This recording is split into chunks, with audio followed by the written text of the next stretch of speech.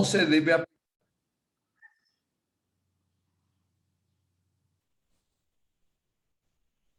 no se debe aplicar con AINE. Y mismo el prospecto, acá abajo yo anoté esto, sé que no, ya estaba esto en rojo. Así dice, no utilizar en pacientes con conocida hipersensibilidad, sabémoslo eso. Una ampolla de Dorgenal, 60 miligramos de ketorolac. Y acá dice dosis máxima entre 30 y 120, o sea que 2 ampollas lo que se puede poner. Pero en 24 horas. La reacción anafiláctica se define como un síndrome clínico de potencial riesgo de vida, de rápida instauración y con manifestaciones multisistémicas. En el ser humano, los órganos de shock que predominan son el pulmón y el corazón, con edema laríngeo, insuficiencia respiratoria y colapso circulatorio. Claro, todos sabemos que es grave y es rápido.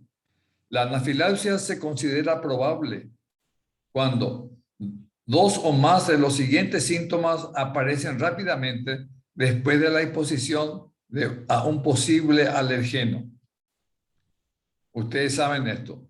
Irritación de la piel o la mucosa, edema, faringolaringio, eritemas, compromiso respiratorio, disnea, disminución de la saturación de oxígeno, hipotensión o síntomas asociados, fatiga, taquicardia, palidez intensa.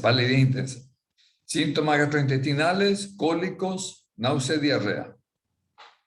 Síndrome de extrema gravedad, pero de extraordinaria reversibilidad con tratamiento adecuado.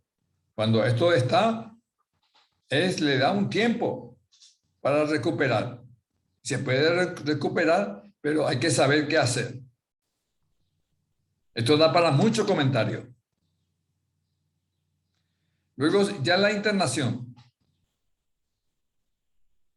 Motivo de consulta, edición de la historia clínica, sensación febril. Ahí dice sensación febril. Al examen, la paciente lúcida a febril, refiere ligero dolor en región costal bilateral, sin evidencia de lesión. Presentó náuseas y vómitos en el laboratorio luego de la extracción de sangre. Al examen clínico, frecuencia cardíaca 60 por minuto y una presión arterial de 90-60, cosa que tenía luego.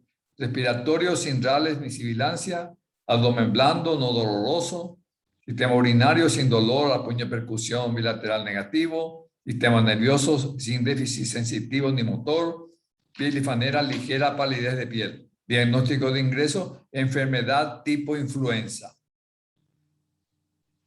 Ingresa realmente por síntoma de descompensación clínica. Esto es lo que dice el clínico.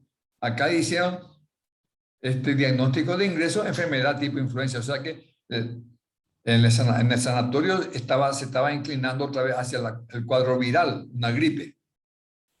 Pero él dice, ingresa realmente por síntomas de descompensación alérgica posterior a la aplicación de 60 miligramos ketorolac, Dorgenal.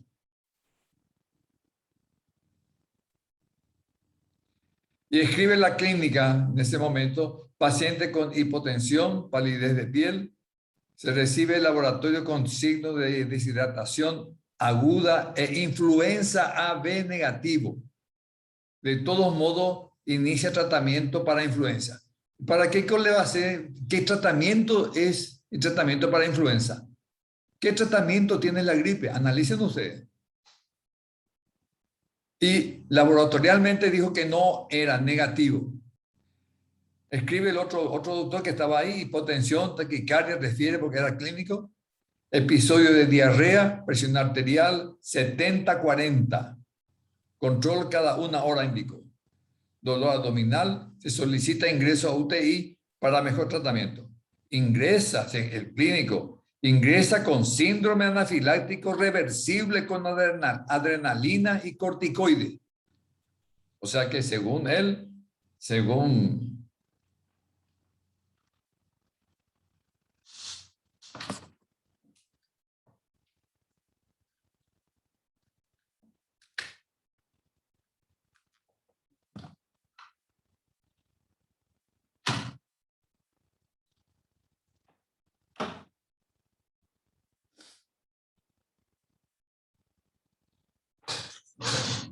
Un momentito.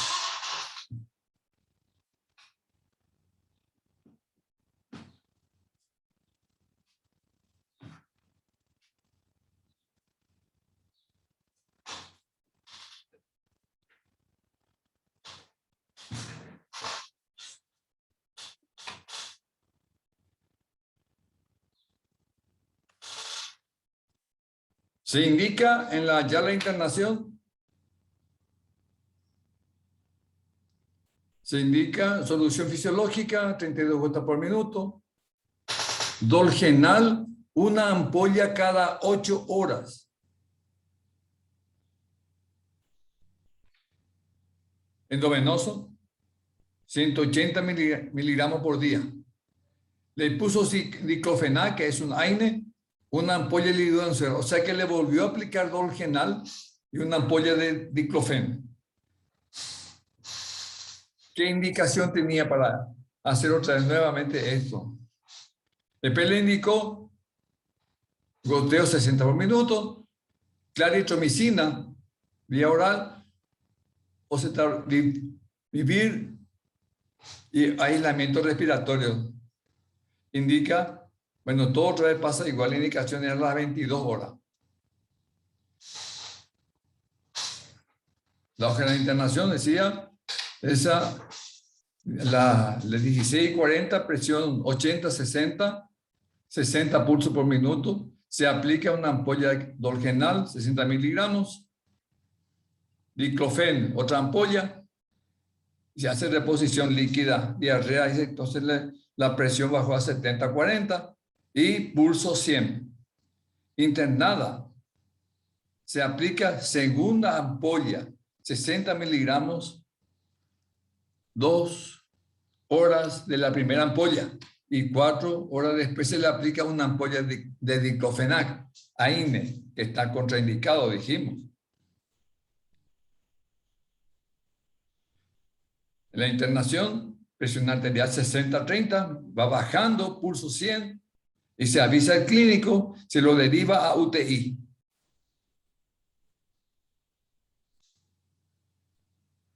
Los antecedentes, dificultad respiratoria y mala mecánica respiratoria, cianosis periférica, vómito, dolor abdominal en forma difusa, afebril. Bueno, diagnóstico, insuficiencia respiratoria aguda y shock séptico severo. Ese fue el diagnóstico cuando llegó a UTI. Ingresa con shock anafiláctico, reversible con adrenalina y corticoide. Y ahí sí dijeron que era un shock séptico severo. Ustedes van a analizar después, probablemente ya leyendo, escuchando y viendo este caso. Se pide radiografía de tórax y rutina de laboratorio. Se agregaron 2 antibióticos vía endovenosa, modificación del protocolo según diagnóstico, continúa con medicación oral para influenza. Bueno, no se indica uso de Dolgenal ni otro analgésico.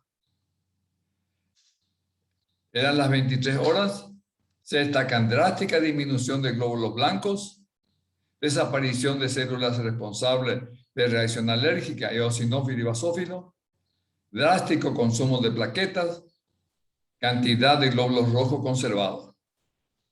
Dice el clínico, las reacciones son inmunohematológicas e intravascular, anafilaxia.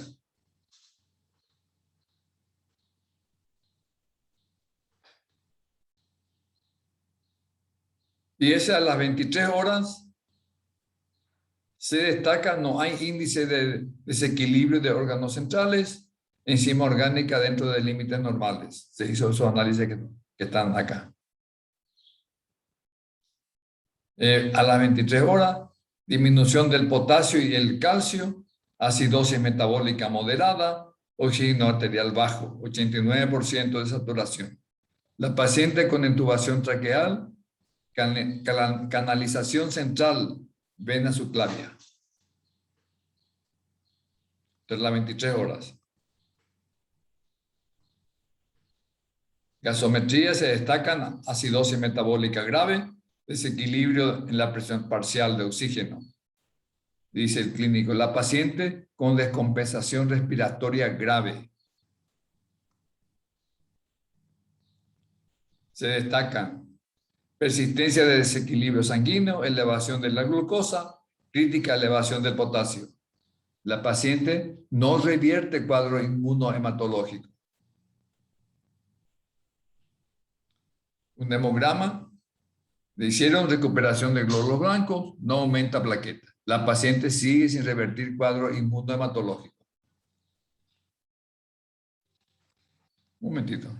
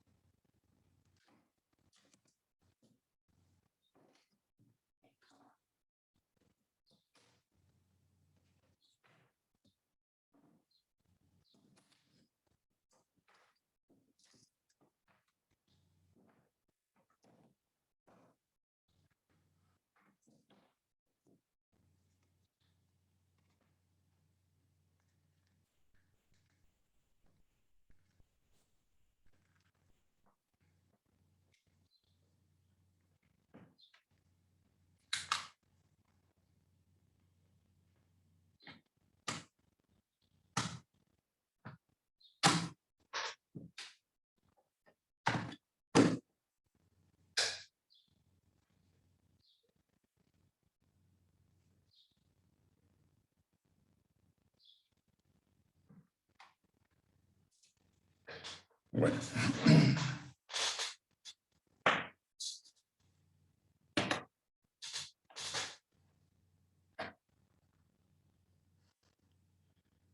La parte bioquímica, gasometría arterial, acidosis metabólica intensa, continúa alta de presión parcial de oxígeno. Persiste el estrés oxidativo y respiratorio según el clínico.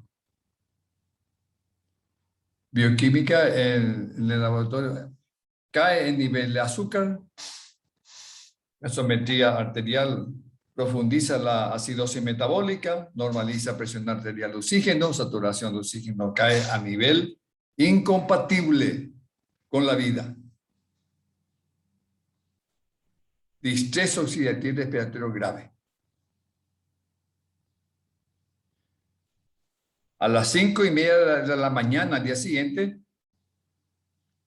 creo que 24 horas hace que ingresó, no tomó muestra para el test de H1N1 porque la paciente tuvo hemorragia interna en el momento de la toma. ¿Y para qué H1N1?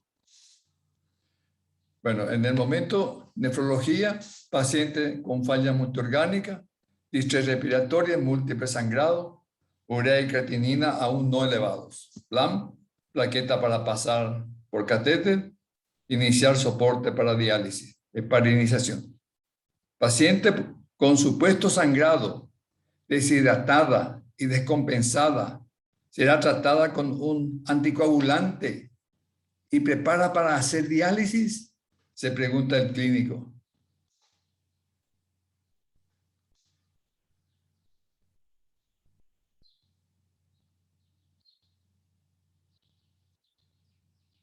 ¿Me están escuchando ustedes? Sí, doctor. Bueno, Sí, doc. vamos a ir. De función. Y fallece. Fallece ahí.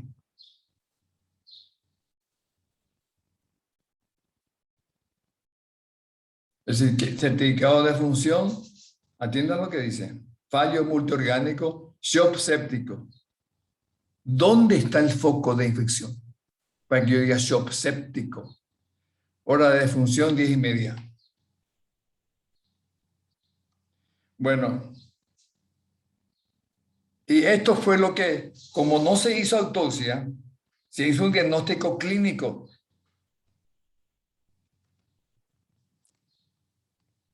Entonces ellos hicieron un diagnóstico de la causa de muerte.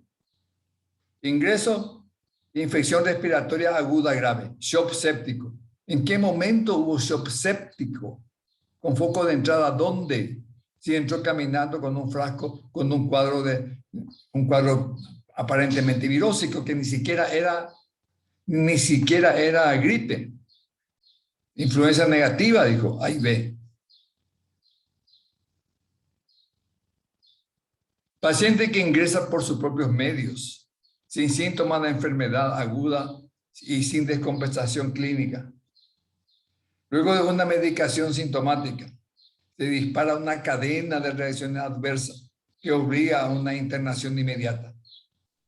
Durante la internación se agrega multimedicamentos sintomáticos sin evaluar la causa de fondo, que amplifica la reacción anafiláctica. La anafilaxia avanzó en 5 horas y sin diagnóstico se deriva a UTI. En UTI, la intubación traqueal y la vía central no logra estabilizar. Parámetros vitales, contrariamente, empeoran. Las interconsultas bioquímica, quirúrgica y nefrológica no aportaron al diagnóstico de fondo y luego de 12 horas en UTI fallece.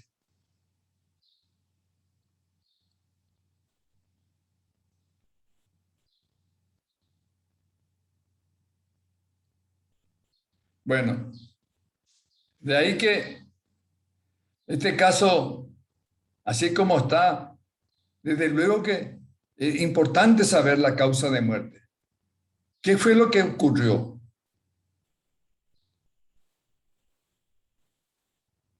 Tal así que se nos pidió hacer la autopsia. Yo hice autopsia en el Hospital de Clínica en la Facultad de Medicina prácticamente desde que estuve cursando el 3er curso de medicina. Ya estaba por anatomía patológica como ayudante de cátedra de anatomía patológica y ahí hacíamos las autopsias y hacíamos muchas autopsias en el Hospital Militar, en el Hospital de Clínica y el único sanatorio privado que hacía autopsia era el Bautista. En esos 3 lugares hacíamos nosotros las autopsias y además hacíamos el seguimiento, o sea que hacíamos todos los cortes hasta llegar al examen microscópico y presentábamos nuestros casos en las reuniones anatomoclínicas que no pudimos hacer,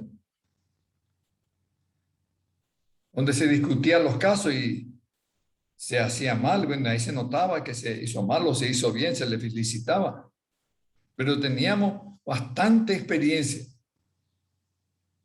en hacer autopsia. Es decir, es que no éramos nosotros con el doctor José Bellasay y otros de la Facultad de Medicina de la UNA. No éramos completamente improvisados. Le digo esto porque, como dice, todo lo que decimos merece fe. Pero esto es, yo en esta parte no participé. Esto es caso clínico, era en el sanatorio, yo voy a venir después. Este es mi caso. ¿Alguna pregunta que quieran hacer? ¿Les puedo volver a mostrar la anterior?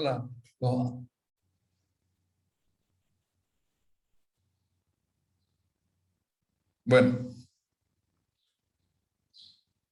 Dice este señor Giovanni Battista Morgani, ustedes saben, recuerdan el corpúsculo de Morgani. Es considerado como el científico que dio el primer paso para cambiar el punto de vista de la anatomía patológica moderna, ya que sus ideas adquirieron una vital importancia para el estudio de las enfermedades. O sea que era un tipo de alto nivel. Dice él, los médicos que han realizado muchas autopsias o que regularmente han presenciado exámenes post-mortem, autopsia, al menos aprenden a tener sus dudas.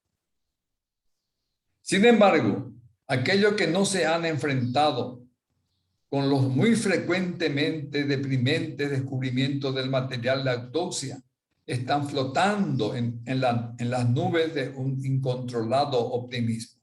Porque así como dice que ojo que no ven, corazón que no siente, el que nunca vio una autopsia, ¿cómo va a entender la patología?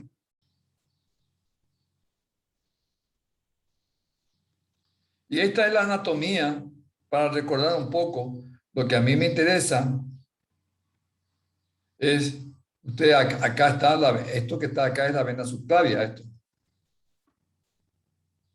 Y se ve, se nota en la vena subclavia que en el lado izquierdo no se hace la subclavia, la punción de la subclavia, porque el catéter recorre un largo camino. Entonces hay que hacer a la derecha, porque eso se introduce y ya prácticamente llega a la vena cava. El otro no, recorre un trayecto bastante largo. Por eso se hace a la derecha.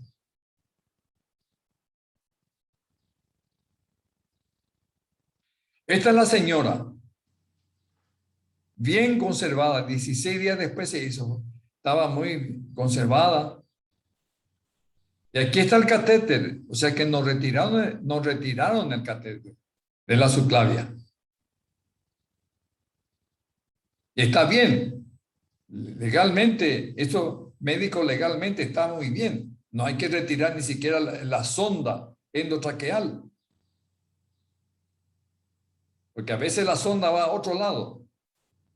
Esa es la causa, como vimos un caso que la sonda traqueal estaba en el esófago,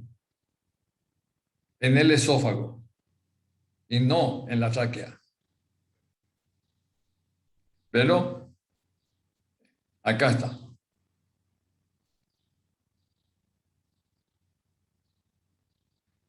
Retiramos el esparadrapo y mire cómo está fijado. Porque ellos dijeron que nosotros movimos todo esto y que por culpa de eso, macanada para querer ahí, no sé. Eso nunca vieron autopsia, eso que estaba opinando así. Esto ni aunque se estironea acá, no se va a mover. Está fijado acá, acá y acá. Acá abrimos, con costa que nos sacamos. Sigue el catéter ahí en ese lugar, todo bien fijo. Esto que está acá es una fractura de costilla, por lo visto que hicieron maniobras de resucitación y acá roto. Esto no tiene nada que ver con la causa de muerte. Y encontramos y abrimos esto. Es a la derecha, acá está la comisura labial, el mentón. Entonces quiere decir que está a la derecha. Encontramos, abrimos la cavidad, sacamos el esternón. Esta es la punta aquí. Y un gran hemotórax acá.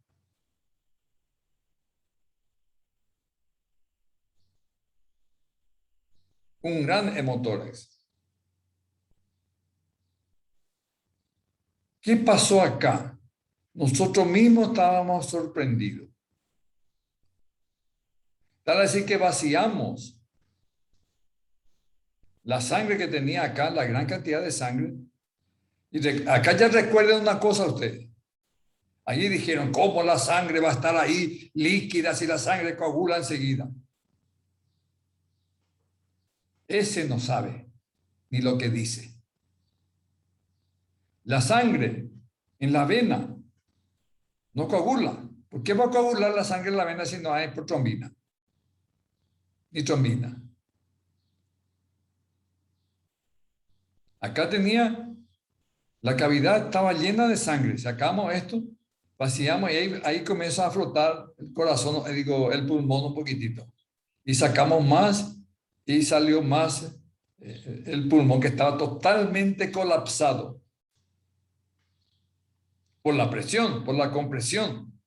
El hemitórax era un gran hemotórax en el lado derecho.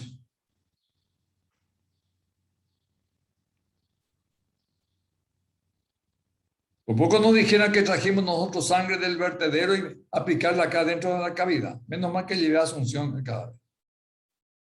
En la morgue judicial se hizo.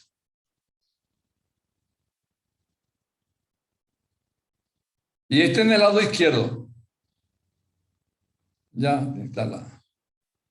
Este es la punta del corazón. Y otra vez un enorme hemotórax acá.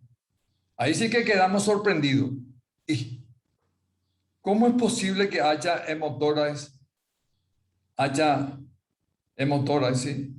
En las dos cavidades? Eso no puede ser. Algo no anda bien acá. No puede ser. Ustedes saben que no hay comunicación anatómica entre las dos cavidades torácicas, derecha e izquierda, porque está de por medio, está el mediastino, que cierra herméticamente y separa las dos cavidades. Las dos cavidades pleurales no hay comunicación posible, ni que sea aire, ni que sea cualquier otro líquido como los hidrotórax. Un lado no pasa al otro lado. Aunque sea neumotórax, ni el aire pasa de una cavidad a la otra cavidad. ¿Por dónde va a pasar? Acá vimos sangre en la cavidad derecha, allá, y la cavidad izquierda. Claro que éramos nosotros los primeros sorprendidos. Y esto es lo que significa la autopsia. Te muestra lo que se ve. Lo que no se ve no se refiere, no muestra lo que no se ve. Lo que se ve es lo que muestra. Y yo veo esto. Y no depende de mí la interpretación. Claro que acá nosotros vamos a tener que interpretar por qué y buscar la causa del por qué. Pero no decir que estábamos mintiendo como dijeron ellos.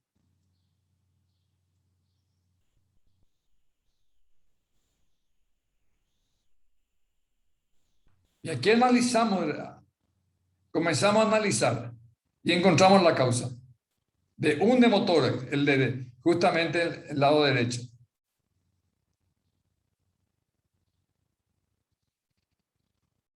Este que está acá, esta es la subclavia. Y nos facilitó mucho porque porque estaba presente el catéter ahí. Estaba presente en el cadáver el catéter. Entonces se vio acá el catéter, la subclavia, el resto de subclavia, sigue la subclavia y va a ir. Y por supuesto que esto hubo hemorragia acá, de todo la parte del miembro inferior y un poco también de arriba por la yugular y eso. Pero acá lo que vino es más bien la hemorragia producida en la subclavia y eso llenó esta cavidad.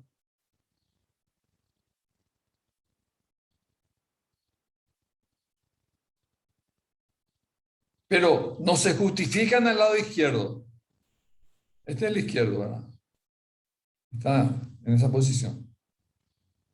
No se justifica el sangrado en la derecha.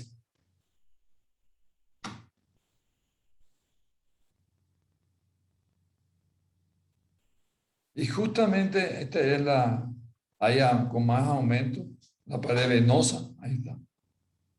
Y acá. Y acá, fíjense ustedes, esto que se ve acá, porque le expliqué mal a ustedes. Atiendan, atiendan, atiendan, atiendan. Aquí. ¿Qué lado está el catéter? ¿A la derecha o a la izquierda? Gustavo. A la izquierda, doctor. A la izquierda están. Ahí está. Aquí está el mentón. Y es correcto eso. Claro que se puede hacer en caso de algún obstáculo severo, pero hay que hacer acá, en esta parte, a la derecha. Ya dijimos por qué. Este tiene que venir hasta acá para poder conectarse con la vena cava. Ya le hicieron acá, a la izquierda. Primer artículo que no tienen que olvidar ustedes. Esto es lo que da, pero el observar un caso te da ya una experiencia. Cosa que no tenés que hacer, te está diciendo. A menos que esté muy justificada.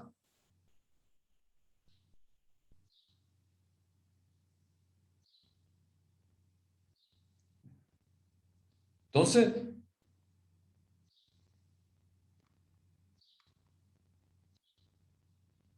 ya está la punta del corazón. El motor izquierdo. Y es lo que vimos en el catéter. Y vimos en el lado derecho, acá, ahí se ve. Que apenas se ve. Que es la punta del catéter, que mandando más que yo lado la vena, se nota la solución de continuidad. Esto es acá. Donde atravesó la punta del catéter. Quiere decir que metió el catéter. Bueno, acá ya viene la interpretación. Mi interpretación va a ser la misma que la que tiene ustedes, la que tiene cualquiera que haya hecho su clavia. Ya no es conocimiento de anatomía patológica ni nada, sino que es conocimiento general. ¿Por qué tengo que atravesar? Eso es lo que estaban ahí, dijeron de que esto fue una cosa fraguada. Pero sáquense la cabeza. La invisibilidad de ellos. Y comenzaron todo en la manifestación en contra nuestra por eso. Por haber referido lo que vimos nomás. Eso es la autopsia. Esto se hizo muy público porque se hizo una demanda judicial y era un hecho médico legal. Estaba fuera de los tribunales. Si hubiéramos hecho nosotros, no hubiéramos aprendido, le hubiéramos mostrado sus errores para que no se cometan más y terminábamos por ahí, porque dijimos que si es que se hace una autopsia clínica, poco sirve para llevar eso a lo judicial. El doctor Piris nos va a aclarar eso.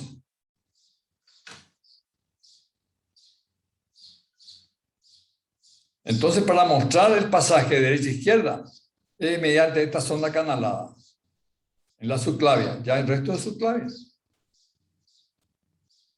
Subclavia perforada, y ahí está. Y aquí la solución de continuidad de la vena subclavia. Entonces, esto justifica por qué había sangre en el otro hemitórax, en el hemitórax derecho. Ahí también nosotros vimos. ¿Y qué fue lo que pasó? ¿A quién se le ocurre? ¿Qué pasó en realidad? Yo también tengo mi teoría. Esto es lo objetivo, lo que yo veo, lo que vimos y lo que referimos. Más de esto no es objetivo porque no vimos eso, cómo se hizo, cómo metieron, sino que ya vamos a ver después por la experiencia. Pero la anatomía patológica te dice, se desgarró la vena subclavia, se perforó en el otro lado y comenzó a sangrar tanto a la derecha como a la izquierda. Y eso justifica por qué hay sangre en las dos cavidades torácicas. Eso justifica. Si no, no hubiéramos tenido nosotros una justificación si no había nada de eso. ¿De dónde iba a venir sangre en el lado derecho? ¿De dónde iba a venir sangre en el lado izquierdo? Si no hay ninguna lesión de tórax, no hubo un accidente, un traumatismo, no hubo una lesión por bala.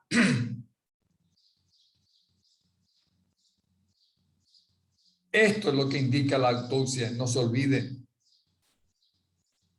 Me está mostrando a mí como otras y otras y otras patologías. Y ahí dijeron, si no, esto hubiera sido simplemente el diagnóstico clínico. Shock, ¿cómo era? Shock séptico.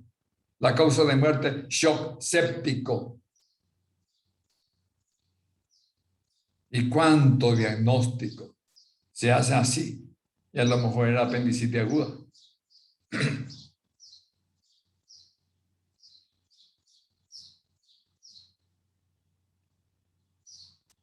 Este en el lado izquierdo.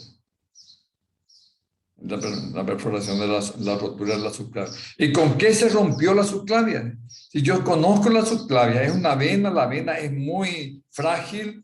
Yo que suelo hacer tratamiento de varices, conozco perfectamente bien lo que es una vena, sacar una vena. La pinza puede romper la vena, la arteria no. La vena, si es tiene una pared fragilísima. Hay que tener mucho cuidado. Se van a acordar de mí cuando estén tocando vena. Mucho cuidado con la pinza para no lastimar la vena. Y el cirujano vascular sabe perfectamente bien eso. Y no se puede ni coser. Se va a coser, se va a unir la vena. Pero la aguja nomás quiere desgarrar la vena. Bueno, ¿y cómo se produjo esa perforación? Yo le pregunto a ustedes si alguien quiere decir algo.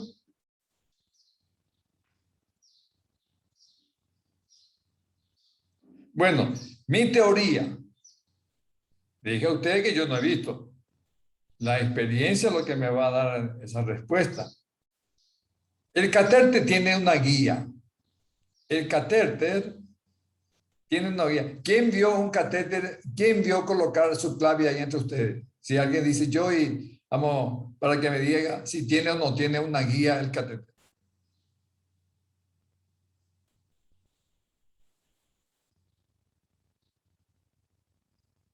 Dale. Bueno, nunca, me imagino, nunca vieron. Entonces.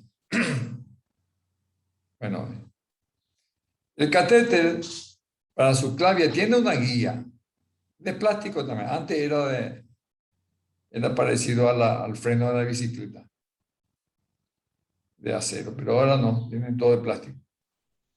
Y ese catéter, a medida que se introduce el catéter, a medida que se introduce el catéter, que es un plástico muy maleable, a veces de silicona, se va sacando el catéter, la guía, se va sacando igual. Ocurre también con la sonda traqueal. La anestesista le va a poner un alambre que le mete ahí en el tubo para darle forma y resistencia al tubo traqueal. Después, a medida que introduce eso, va sacando el alambre ese que está dentro del tubo, que le da consistencia al tubo. Bueno, esto también le da y va retirando el catéter. Y por lo visto que la que hizo no hizo eso. Entonces fue resistente el catéter, el tubito de silicona, no sé, de un material muy blando. Y justamente se hace así para no lastimar la vena. El catéter es duro. Y entonces metió con fuerza. Además, estaba asustada porque el paciente estaba muy mal. Ustedes vieron que prácticamente entró chocada en UTI. Introdujo.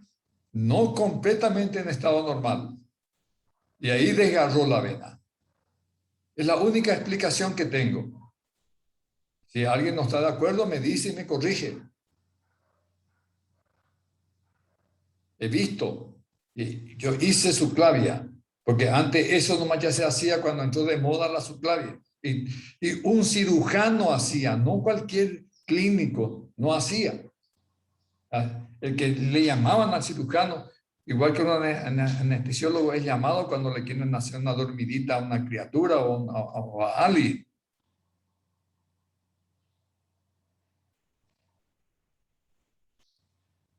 Es la misma cosa, en la zona canalada. Aquí están los pulmones totalmente colapsados. ¿Cómo iba a vivir esa señora con un pulmón colapsado? Colapsado no por obstrucción de bronquios, sino por compresión externa de la sangre que presionaba y comprimía y apretaba el pulmón que no podía respirar porque estaba lleno de sangre, el hemitórax. Los dos tórax, los dos hemitórax.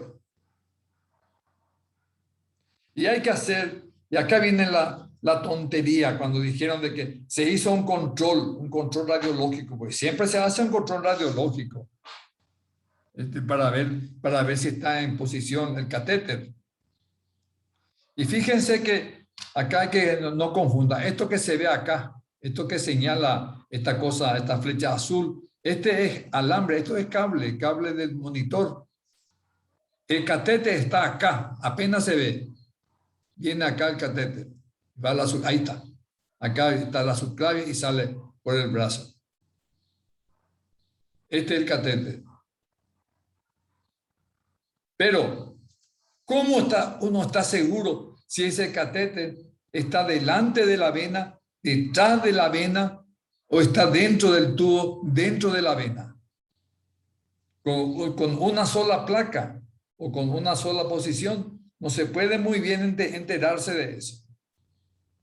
Pero de todos modos, que supuestamente está bien, está bien. Sin embargo, la punta quedó por acá nomás y perforó la otra, el otro tórax que está acá. Esto. Se perforó. Bueno, hay mucha especulación sobre esto. Y eso es lo que te indica. Te indica la autopsia. Te está diciendo, esto es lo que yo encontré. Esto es lo que yo hallé. El resto, interpretarlo vos que sos médico.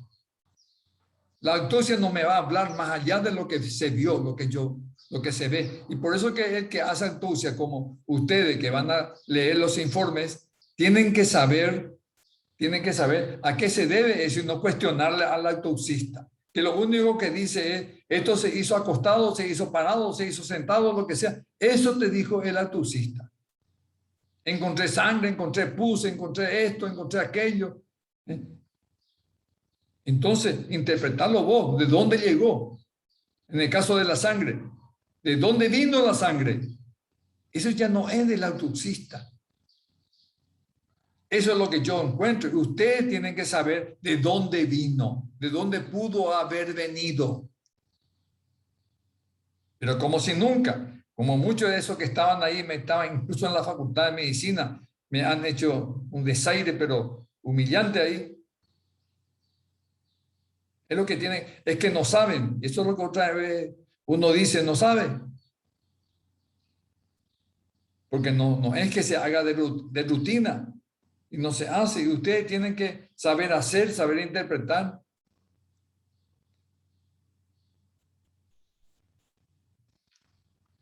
Doctor Piris está por ahí.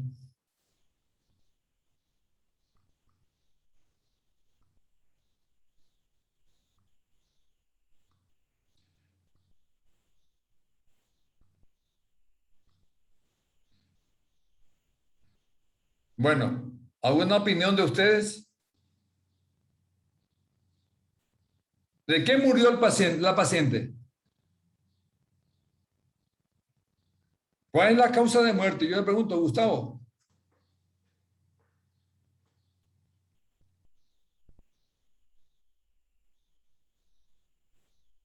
Hemotórax, doctor. No, hemotórax tenía causa de muerte. ¿De qué murió?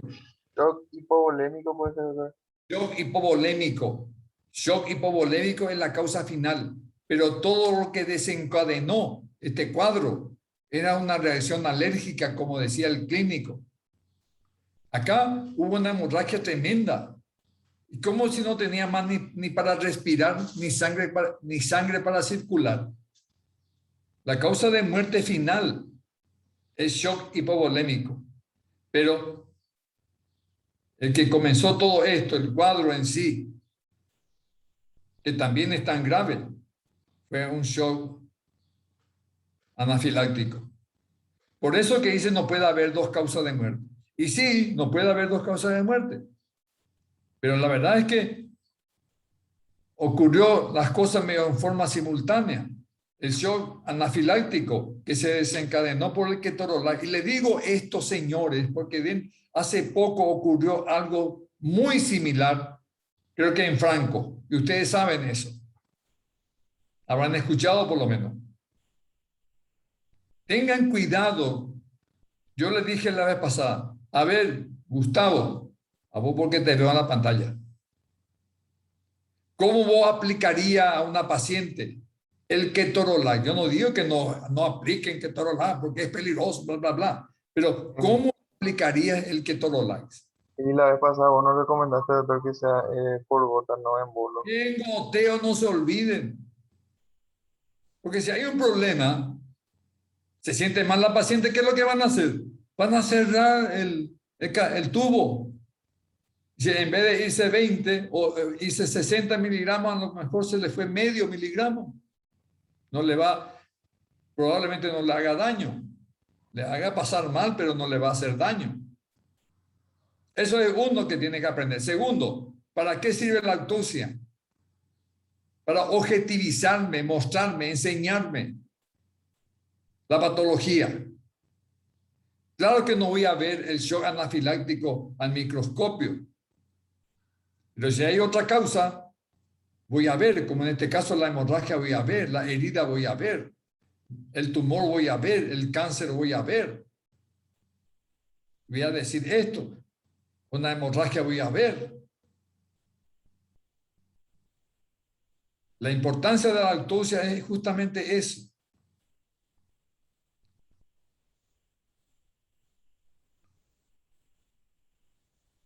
Bueno, esto le quería mostrar porque ese caso despertó muchas cuestiones polémicas acá, pero ¿qué es lo que ocurre? ¿Quiénes son los que discutían? Gente que no sabía. Da gusto discutir entre personas que saben, que leen, que conocen la patología, que sepa de qué es lo que estamos hablando para poder seguir hablando, pero alguien que supone, todo supone, creo que no puede ser, parece que esto no es, pues, sacando, ni siquiera tiene bibliografía. Entonces hablamos de balde. Es como una especie de charlatán.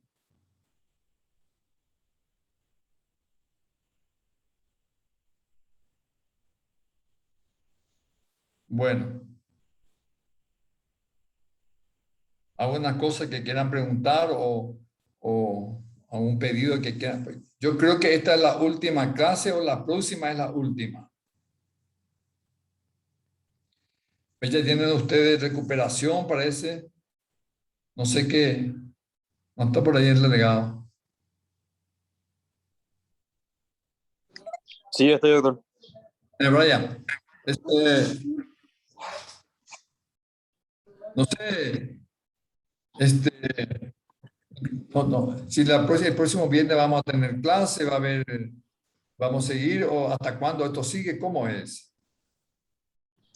Y hasta la penúltima semana de octubre está oficialmente la clase, doctor. O sea que vamos a Hasta estar el todavía. 21 sería. Entonces el próximo viernes vamos a estar otra vez, otro tema, ¿verdad? Y depende de vos, doctor. No, no, Si es que no. tenés algún tema más para dar, podemos Tengo seguir otro teniendo clases. Y si tema. Y no, hay que repasar, yo digo, algún tema que quieran ustedes repasar sobre responsabilidad profesional, que quiera preguntar, que estamos todo el día bajo la espada de Damocles y que sobre nuestra cabeza, porque aquí cositas ya se nos denuncia. No sé, algo que ustedes quieran repasar. Por qué no se ponen de acuerdo, hablan y me preguntan y yo entonces le voy a estar acá presente el próximo viernes, ya esperando, a lo mejor tengo por ahí un tema, aborto, que no sé, una de esas cosas que nos falta. Pero hemos desarrollado casi, mejor dicho, todo el programa, o sea que no nos falta nada, a menos que ustedes piensen que falta algo y voy a completar.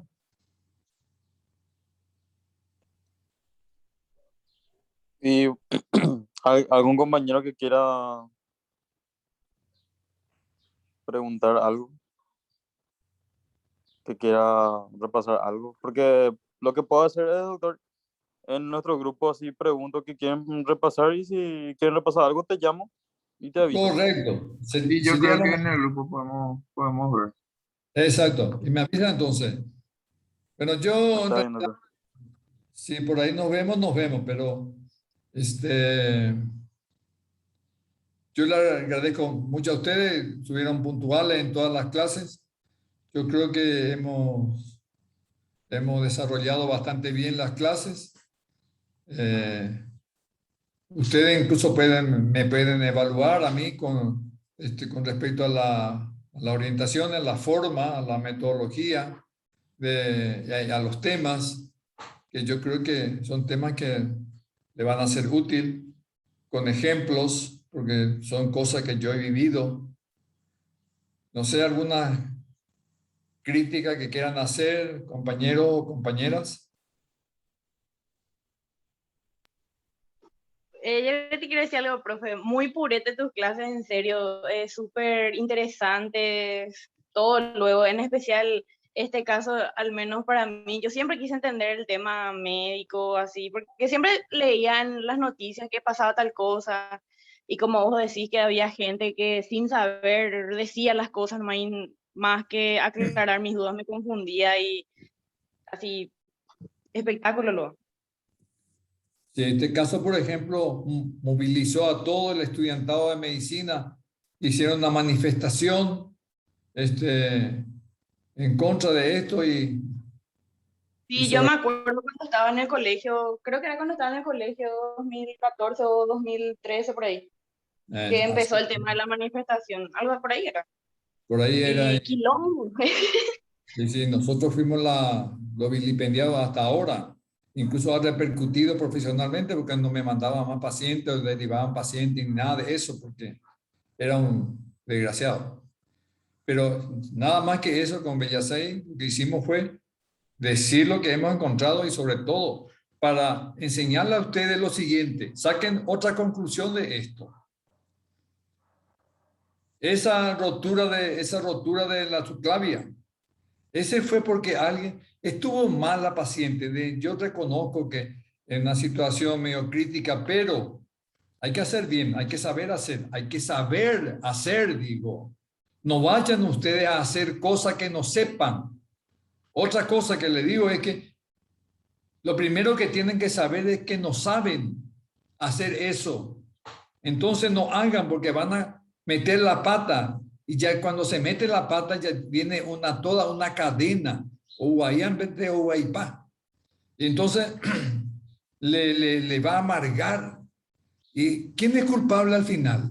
Porque hiciste una cosa que no sabía, que viste una o dos veces y ya crees que todo es fácil porque era fácil en manos de quien sabía hacer. Pero hay detalles que no tenés que hacer. ¿Por qué no le llamó a su jefe a que venga a hacerle la subclavia si ella no sabía hacer?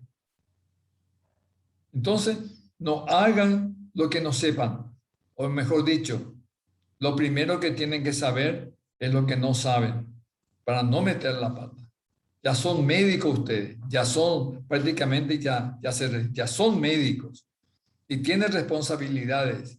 civiles, penales, y bueno, ya son personas públicas. El público le va a juzgar y el público no te juzga con justicia, sino que te juzga emocionalmente. Y bueno, le agradezco mucho a ustedes y una vez más, y entonces el próximo viernes ya nos vemos, pues casi ya medio al final de las clases ya. Y bueno, hasta la próxima semana entonces. Muchísimas gracias, doctor. doctor. Al Muchas doctor gracias. Piri también le queremos agradecer por la parte legal y por sus contribuciones. Exacto, yo también le agradezco a él porque fue muy, me dio mucha seguridad a mí y fue muy oportuna sus comentarios. Y él es abogado y es nuestro amigo. Excelente tus clases, doctor. Siempre se aprendió muchísimo. Me alegro, me alegro. Y bueno, nos vemos entonces la próxima semana. Hasta la próxima semana. Hasta la próxima, doctor. Gracias, doctor. Hasta la próxima. Chao, chao. Muchas gracias otra vez, doctor. Gracias, Clara.